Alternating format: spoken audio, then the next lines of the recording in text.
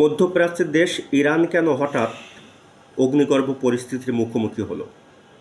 কেন দেশটির লাখ লাখ শান্তিপ্রিয় জনতা এখন রাজপথে?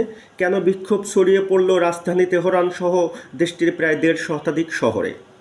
এই বিক্ষোভের কার্যকারণ কী তা অনুসন্ধান করাই এই আলোচনার মূল উদ্দেশ্য।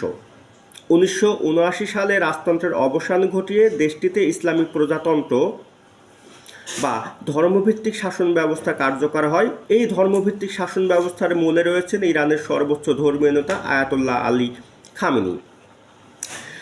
দেশটিতে এর আগে নানা রকম বিদ্রোহ বা জনরোষ দেখা দিলেও 2025 সালের শেষে যে বিদ্রোহ দেখা দিয়েছে তা এবার অন্যরকম।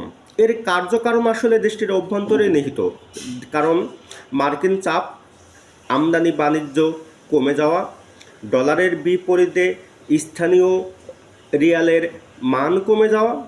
যেমন দেশটিতে $1 বিনিময়ে এর বিনিময় হার দাঁড়িয়েছে 14 লাখ রিয়াল, যা দেশটির অর্থনীতির জন্য একটা গুরুতর চাপও বটে। এই অবস্থায় দেশের অর্থনৈতিক কাঠামো প্রায় ভঙ্গুর, দেশটির ব্যাংকগুলো প্রায় দেউলিয়া হয়ে যাওয়ার পথে, এবং সেই সঙ্গে 50% মূল্যস্ফীতির চাপ সাধারণ মানুষের জীবনে নাভিশ্বাস তুলেছে। এই অবস্থায় দেশটির বেকারত্বের হার বাড়ছে, মানুষের চাকরিহীন মানুষের সংখ্যা বেড়ে যাচ্ছে, এবং সর্বোপরি মানুষ আসলে এই দম বন্ধ অবস্থায় থেকে মুক্তি পাওয়ার জন্যই রাজপথে নেমে এসে তারা এই শাসন ব্যবস্থার অবসান চাচ্ছে। যদিও ইরানের পক্ষ থেকে বলা হচ্ছে যে দেশটির এই বিদ্রোহ বা জনরোষ সেটা হচ্ছে আরোপিত একটি বিষয় এবং দেশটির অভ্যন্তরে ভাড়াটে এজেন্টদের কাজ।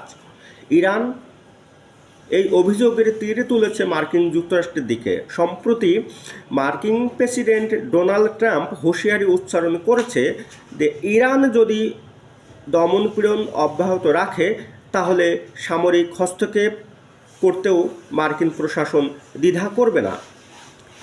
এবং এই বিদ্রোহের পিছনে রাজতন্ত্রের সর্বশেষ উত্তরসূরি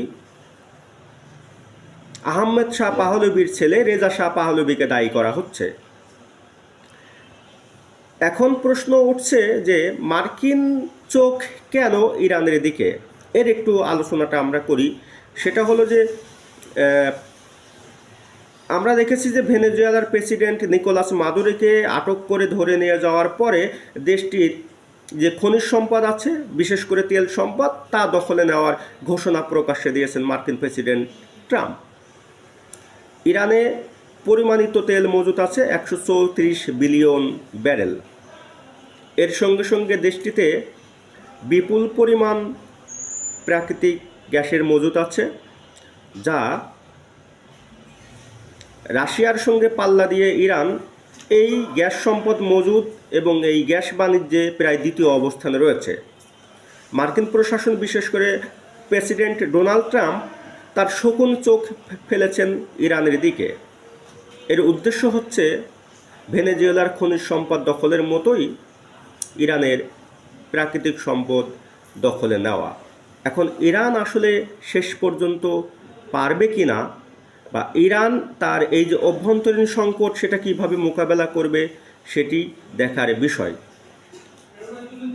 এই জনরোষ এবং এই জনবিদ্রোহ দেশটির শাসন ব্যবস্থা পরিবর্তনের ইঙ্গিত দিলেও বা আকাঙ্ক্ষা দাবি করলেও ইরানের শাসন ব্যবস্থা আসলে কিভাবে চলবে, আগামীতে কোন পদ্ধতিতে চলবে, তা হয়তো সময়ই বলে দিবে।